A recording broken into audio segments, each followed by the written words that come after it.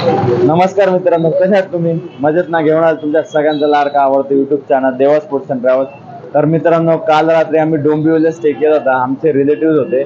तर आज सकाळी मस्त फ्रेश वगैरे आंघोळ करून आम्ही इथे डोंबिवली स्टेशनला आलेलो आहे. आता रिक्षाने आलो, तिथून फक्त 10 ते 12 मिनिटं लागले आम्हाला यायला. तर आता आम्ही तर लोकल स्टेशनला जाऊ आणि तिथून आमचं प्लॅनिंग आहे की भायखळा जायचं आहे.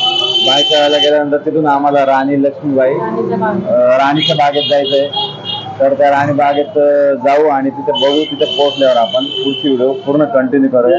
तर आजची व्हिडिओ पूर्ण नक्की बघा आणि आजचाच व्हिडिओ लाईक करून ठेवा. आज आपला मुंबईचा दुसरा दिवस आहे, तर आजची ट्रिप एकदम जबरदस्त होणार आहे. तर आजची व्हिडिओ स्टार्ट करूया.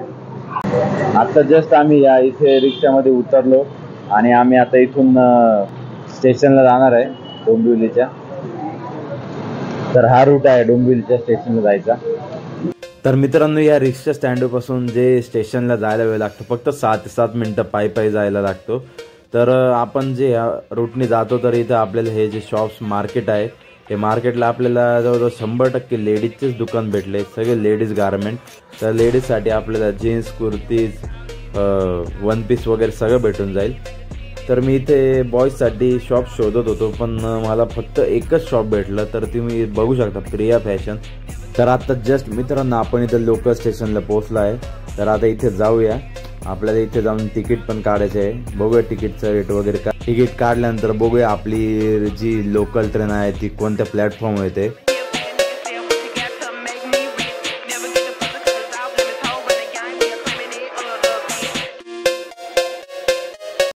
तर मित्रांनो, आता जस्ट आम्ही प्लॅटफॉर्म नंबर 5 ला आलेलो आहे. तर आपल्याला इथं आता लोकल ट्रेन येणार आहे. आपण इथून लोकलच्या ट्रेननी बसणार आहे आणि भायखळ्याला जाऊन तिथं राणीबागेत जायचं आहे. तर तिथं स्टॉपला उतरणार आहे. तर मित्रांनो, आम्ही आता जस्ट भायखळा स्टेशनवर उतरलेलो आहे आणि आता आम्ही तर राणीबागेकडे निघालो आहे. तर चला आता थोडं पायी जायचंय. बघूया पुढं कशी सोय. थोड्या वेळात पोहोचू आम्ही तिथे. साधारण 6 ते 7 मिनिटं पायी चालल्यानंतर आपल्या स्टेशन पासून जिजाबाई भोसले या उद्यानाला वेळ लागतो. मित्रांनो, आम्ही आत्ताच राणीबागच्या इथं एंट्रीला पोहोचलो आहे. निर्माता जिजाबाई भोसले उद्यान. तर आता आपण आज जाऊया, चला. तर मित्रांनो, आम्ही आता राणीबाईच्या उद्यानला आलेलो आहे. तर माझ्यासोबत शुभांगी, ऋतू आणि आपली वैद्य आलेले आहे आणि मी स्वतः आलेलो आहे. तर आता आजची व्हिडिओ स्टार्ट करूया. तर मित्रांनो, मी राणीबागेत फर्स्ट टाइम आलेलो आहे, ते पण फॅमिलीसोबत.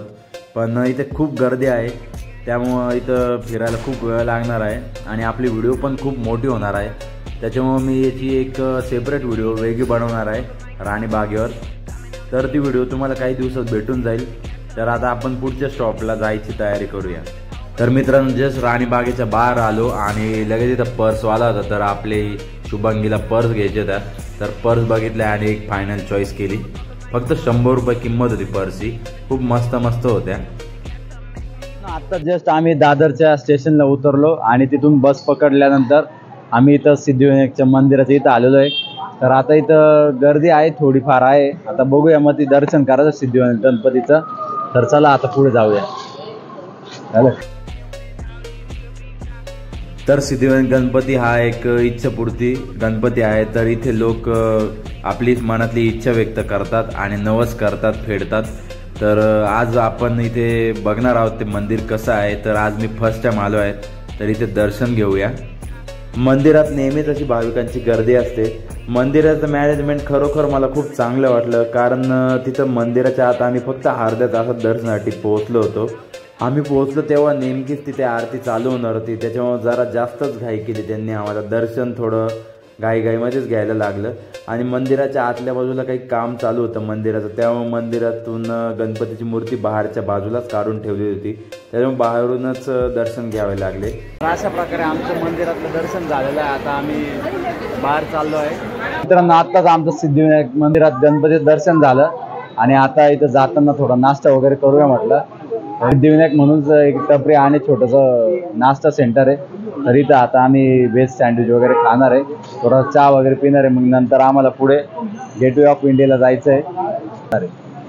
तर साधारण 1-1.25 तासाच्या नंतर आम्ही इथं गेटवे ऑफ इंडियाला पोहोचलो. तर तुम्ही इथला नजारा बघू शकता, किती मस्त आहे.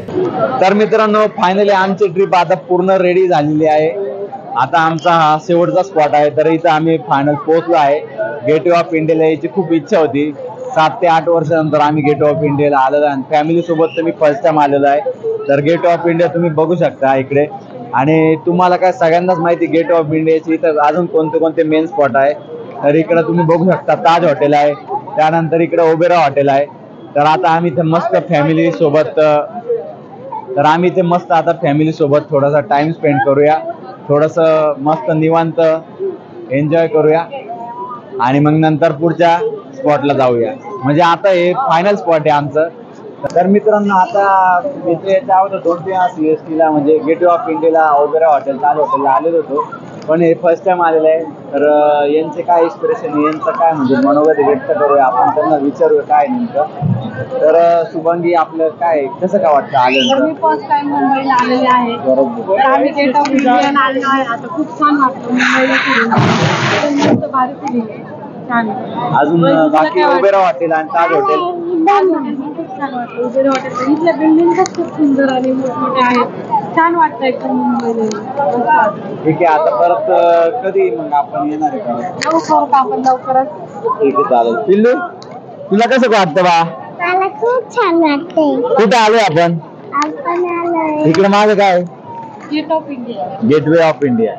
गेट. खूप छान वाटलं. लाईक करा व्हिडिओला. लाईक करा, शेअर करा, सबस्क्राईब करा. तर आजच्या व्हिडिओला लाईक करा, शेअर करा, कमेंट करा. भेटूया पुढच्या व्हिडिओमध्ये. Tata, bye bye.